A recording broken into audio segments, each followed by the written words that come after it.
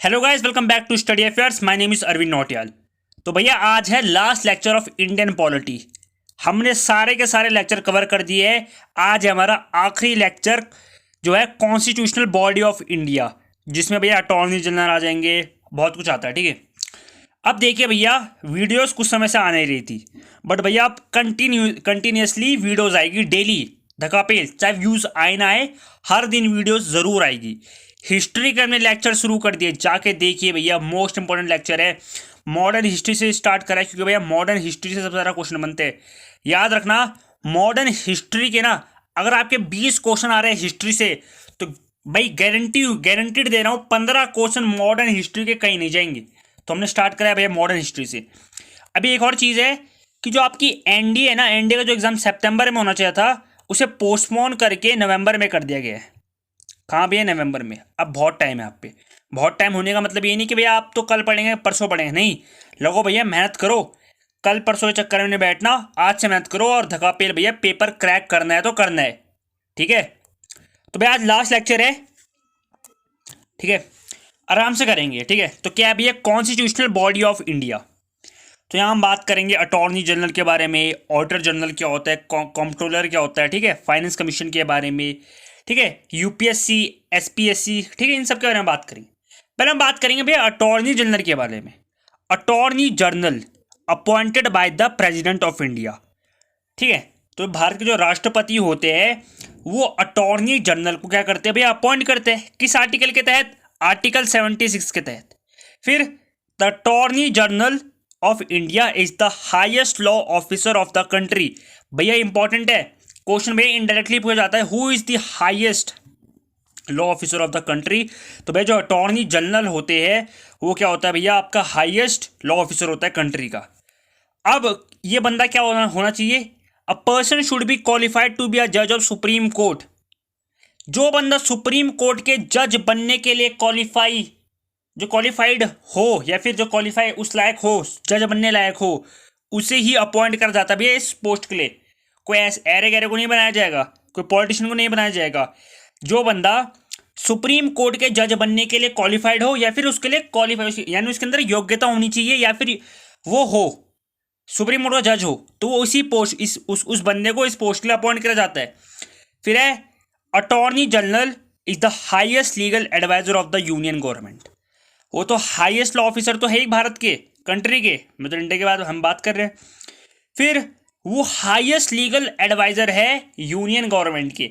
जो सेंटर में गवर्नमेंट होगी ना, उसके सबसे बड़े लीगल एडवाइजर, जो उनको लीगली सब कुछ समझाएंगे, ये ऐसा होगा ऐसा होगा, ठीक है, यहाँ पे आप ये नहीं कर सकते, उनकी एडवाइजरी कौन करेंगे भैया? आपके अटॉर्नी जनरल। तो चलिए फिर आगे बढ़ते हैं।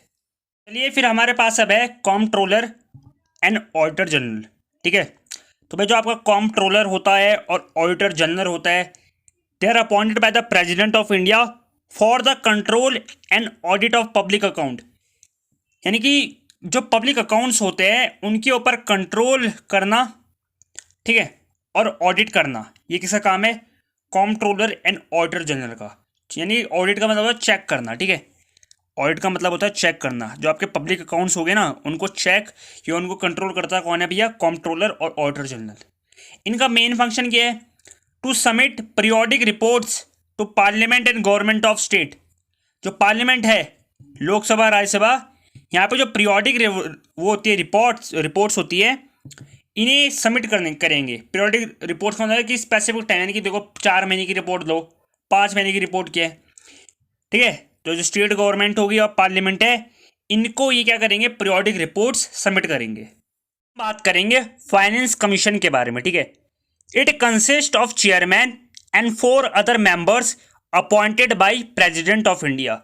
यानी भैया फाइनेंस कमीशन में एक चेयरमैन होगा और 4 और मेंबर्स होंगे। इन्हें कौन अपॉइंट करेगा? President of India.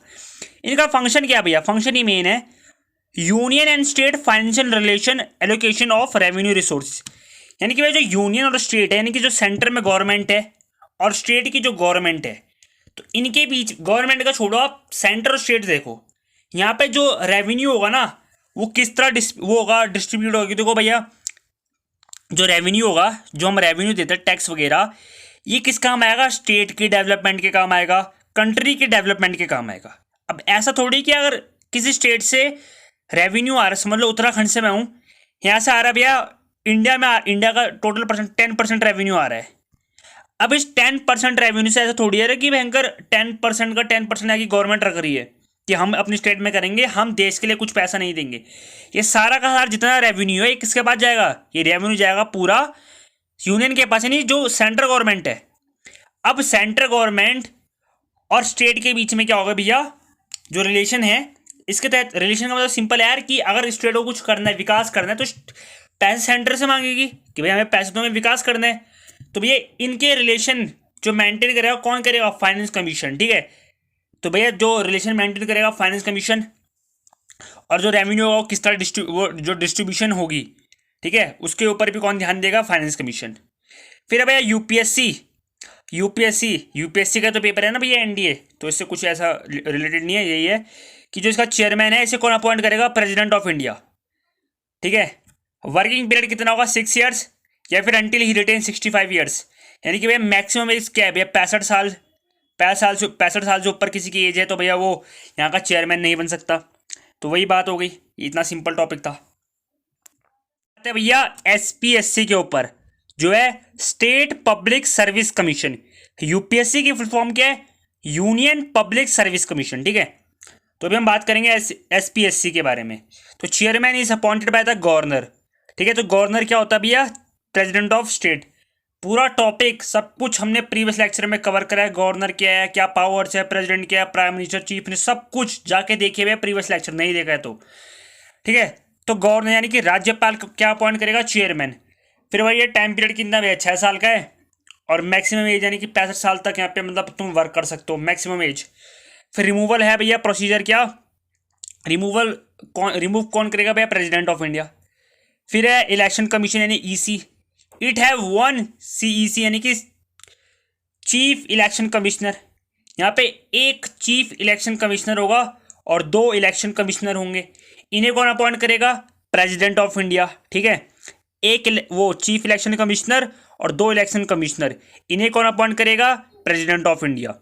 फिर वही टेन्योर क्या है? 65 ईयर्स, यानी कि 65 साल तक मैक्सिमम एज है जब सर्व करोगे, और 6 साल तक भैया क्या टाइम पीरियड है, जो वो है क्या बोलते हैं, काम करने का एज है 6 साल, मतलब 6 साल तक आप काम कर सकते हो। फिर रिमूवल सेम है द सुप्रीम कोर्ट जज, यानी सुप्रीम कोर्ट का जज है उसका जो रिमूवल है प्रोसेस है वो सेम है। नहीं देखा सुप्रीम कोर्ट? जाके देखिए प्रीवियस लेक्चर में। हाई कोर्ट नहीं देखे? जाके देखिए भैया प्रीवियस लेक्चर में सारा कुछ पढ़ा है भैया। गोल्डन चांस मिस कर रहे हो आप। किसी भी यूट्यूब चैनल ने पूरे लेक्चर नहीं कराए हैं मेरे अलावा, हम पूरे के पूरे लेक्चर करा रहे हैं, और ये वो लेक्चर करा रहे हैं जो एनडीए में पूछे गए हैं। भाई गारंटी है 12 क्वेश्चन आ रहे हैं ना, 10 परे तो करके जाओगे, ठीक है। तो जाइए प्रीवियस लेक्चर देखिए। हमारे पास यूनियन टेरिटरीज, सो भाई आर्टिकल नंबर 239 से लेकर 241 तक डील करते हैं भैया यूनियन टेरिटरीज में। अब यहाँ से इंपॉर्टेंट क्वेश्चन एक ही है कि भाई यूनियन टेरिटरीज में गवर्नर्स नहीं होते। क्या होता है भैया? गवर्नर नहीं होता। यहाँ होता है भाई लेफ्टिनेंट गवर्नर, ठीक है। तो अंडमान निकोबार आइलैंड, दिल्ली, पुडुचेरी, जम्मू एंड कश्मीर और लद्दाख ऐसी यूनियन टेरिटरीज है जहाँ क्या है भैया? लेफ्टिनेंट गवर्नर है, ठीक है, खत्म। फिर है पंचायत में क्या पढ़ना है? यही 2 point. 1/3 seats are been reserve for the women and ST and SC, जो शेड्यूल कास्ट शेड्यूल ट्राइब है इनके लिए भी सीट्स रिजर्व करी गई है।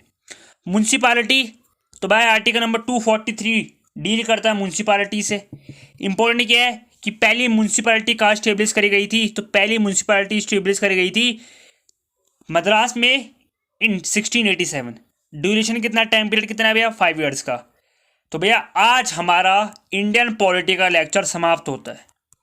इससे प्रीवियस हमने 9 से 10 लेक्चर डाले, जाके देखिए पूरे के पूरे लेक्चर इंपॉर्टेंट है, ठीक है। शुरुआत से देखिए सब कुछ इंपॉर्टेंट है, सारे नोट्स बनाइए। अगर आपको स्पेशली नोट्स चाहिए तो भैया एक काम करिए, कमेंट सेक्शन में जाइए, कमेंट करिए, स्पेशली मैं आपको नोट्स भेज दूंगा, ठीक है, चिंता मत करिए।